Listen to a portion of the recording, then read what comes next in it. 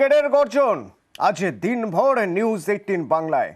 আমার সহকর্মীরা শহরের বিভিন্ন প্রান্ত থেকে এবং জেলার বিভিন্ন প্রান্ত থেকে আপনাদের সামনে প্রতি মুহূর্তের আপডেট তুলে ধরবেন। তৃণমূল কর্মী সমর্থকরা ব্রিগেড মুখী, তো সেই ব্রিগেড কেমন সেজে উঠেছে, মঞ্চে কিরকম, আজ সকালের ছবিটা যদি একবার দেখা যায় সেই মঞ্চ থেকে আমার সঙ্গে আমার প্রতিনিধি রয়েছেন সোমরাজ।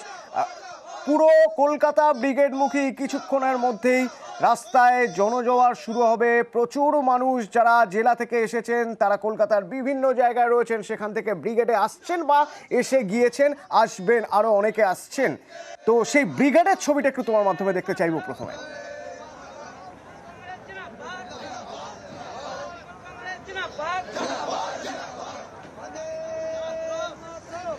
দেখো, জনগর্জন সভা অর্থাৎ জনতার মাঝে মিশে যাওয়া, আর তার জন্য সুবিশাল র্যাম্প, 340 ফুট লম্বা র্যাম্প, যে র্যাম্পের মাধ্যমেই সাধারণ মানুষের কাছে কর্মী সমর্থকদের মধ্যে পৌঁছে যাবেন মমতা বন্দ্যোপাধ্যায়, অভিষেক বন্দ্যোপাধ্যায়, সেই ভেবেই র্যাম্প তৈরি করা হয়েছে। এবং গোটা র্যাম্পটাই এমনভাবে তৈরি করা হয়েছে যাতে যে কোনো প্রান্তে, অর্থাৎ যেদিকেই তৃণমূলের কর্মী সমর্থকরা রয়েছেন গোটা ব্রিগেড জুড়ে সব জায়গায় সব কর্মী সমর্থকদের কাছে পৌঁছে যাওয়া যাবে।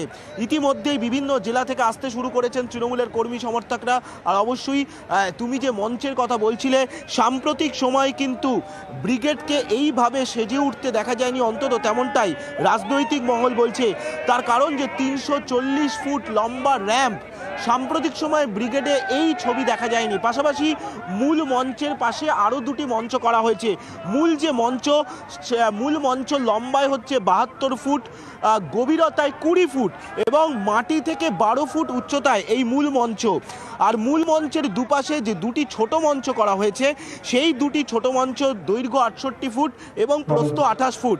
তোমাকে জানিয়ে রাখি, এই যে মূল মঞ্চ এবং তার পাশে যে দুটি আরও মঞ্চ করা হয়েছে, কারা বসবেন, কোন বিধায়ক বসবেন, কোন জায়গায় বসবেন, গোটাটাই ঠিক করে দেওয়া রয়েছে আগে থেকেই।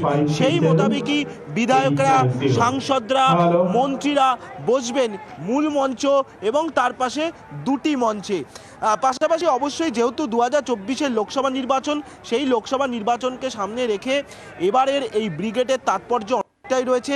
তার কারণ আমরা দেখেছি গত 10 দিনে বলতে গেলে মোদী অর্থাৎ প্রধানমন্ত্রী নরেন্দ্র মোদী 4 বার সভা করেছে পশ্চিমবঙ্গে। ফলত সেই জায়গায় দিক থেকে বারবার কিন্তু তৃণমূল কংগ্রেস সরকারকে আক্রমণ করেছেন প্রধানমন্ত্রী নরেন্দ্র মোদী।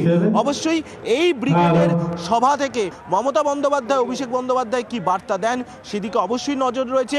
অন্যদিকে মোট 40টি LED স্ক্রিন লাগানো হয়েছে গোটা ব্রিগেড জুড়ে। সেখানে প্রত্যেক মুহূর্তে বিজেপি লাগাতার কিভাবে আক্রমণ করেছে রাজ্য সরকারকে, অন্যদিকে কেন্দ্রীয় বঞ্চনার শিকার হয়েছে রাজ্য, তার প্রতিবাদ জানিয়ে বিভিন্ন জায়গায় বিভিন্ন ভিডিও দেখানো হচ্ছে তৃণমূল কংগ্রেসের তরফে। গোটা ব্রিগেড জুড়ে 40টি LED স্ক্রিন লাগানো হয়েছে, যেখানে কেন্দ্রীয় বঞ্চনার প্রতিবাদের পাশাপাশি বারবার রাজ্যের মনীষীদের ওপর যে আক্রমণ করা হয়েছে তা নিয়েও সরব হয়েছে তৃণমূল কংগ্রেস। এবং সোমরাজ, এই আজকের এই জনগর্জন, জনতার সঙ্গে মিশে যাওয়ার যে সভা, যে ব্রিগেড, সেই ব্রিগেড নিয়ে সাজো রব, সেই ব্রিগেডে যোগ দিতে রাজ্যের প্রান্তিক পাড়ার মানুষ গত দুদিন ধরেই এসে পৌঁছেছেন বিভিন্ন জায়গায়। যেমন বলছিলাম, আমার সহকর্মীরা সেই সব জায়গার ছবি তুলে এনেছেন। যেমন এখন দেখছেন নেতাজি ইন্ডোরের ছবি, বেশ কয়েকটি জায়গায় থাকার ব্যবস্থা হচ্ছে, তার মধ্যে নেতাজি ইন্ডোর স্টেডিয়াম অন্যতম। সকাল থেকে এসে নেতাজি ইন্ডোরে সাজো রব, পৌঁছতে হবে ব্রিগেডে সময় মতো, একটু আগে পৌঁছে আগে জায়গা করে নিতে হবে, সামনের দিক থেকে দেখতে হবে দলের শীর্ষ নেতৃত্বকে।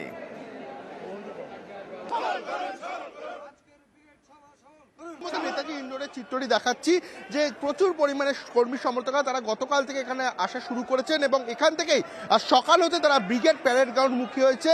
অর্থাৎ আজকের যে সভা, সেই সভা থেকে তারা যে বার্তা শুনতে চান তাদের জননেত্রী মমতা বন্দ্যোপাধ্যায় এবং তাদের নেতা অভিষেক বন্দ্যোপাধ্যায়ের কাছ থেকে।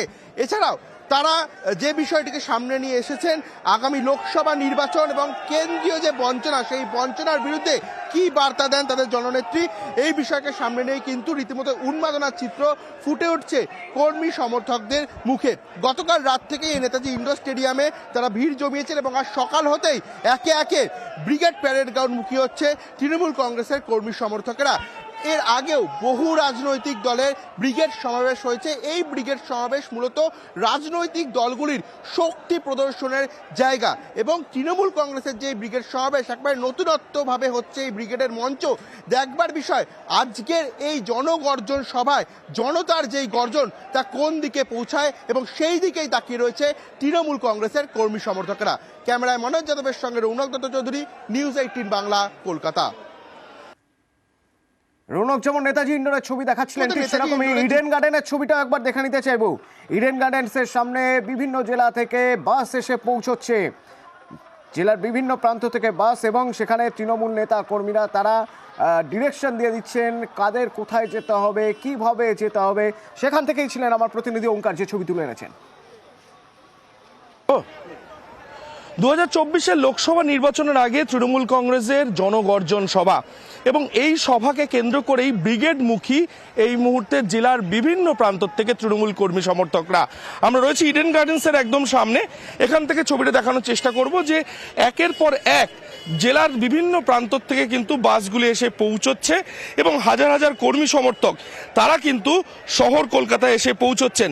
প্রত্যেকেরই এই মুহূর্তে দাঁড়িয়ে একটাই বিষয়, তা হচ্ছে তাদের নেত্রী মমতা বন্দ্যোপাধ্যায় 2024-এর লোকসভা নির্বাচনের আগে কি বার্তা দেন তাদের উদ্দেশ্যে, কি রূপরেখা স্থির করে দেন, সেটাই কিন্তু শোনার জন্য এত মানুষ বিভিন্ন প্রান্ত থেকে এসে পৌঁছেছেন, এবং প্রত্যেকেরই অভিমুখ এই মুহূর্তে ব্রিগেড। ক্যামেরা সঞ্জয় দাসের সঙ্গে ওঙ্কার সরকার, নিউজ 18 বাংলা, কলকাতা।